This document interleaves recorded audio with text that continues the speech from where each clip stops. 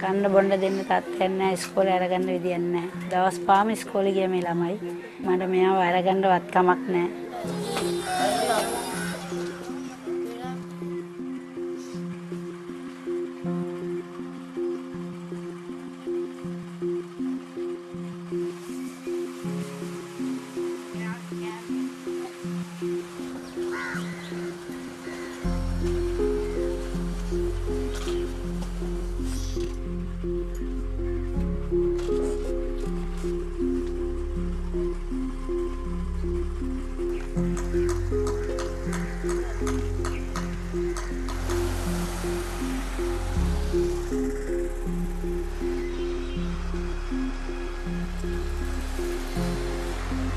පහුගිය කාලේ අපි දැක්ක පාසල පටන් ගත්තම උදේ රැස්වීම තිබ්බම සාමාන්‍යයෙන් දරුවෝ කලන්ත වෙලා වැටෙන ගතියක් තිබුණා. මේ தත්ත්වය අඳුරගත්තට පස්සේ අපි පාසල තුල ක්‍රියාත්මක කළ විවිධ වැඩසටහන් කීපයක්.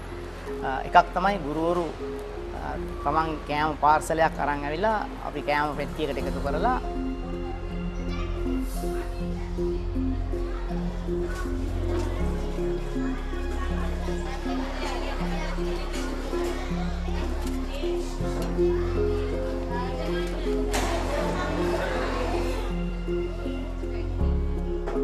බඩුත් දෙනවා ඔක්කොම දෙනවා අපිට කණ්ඩක් දෙනවා බස් තියනවා යන්න අපිට ඔක්කොම දෙනවා ඉගෙන ගන්නත් ඉගෙන ගන්නවා දැන්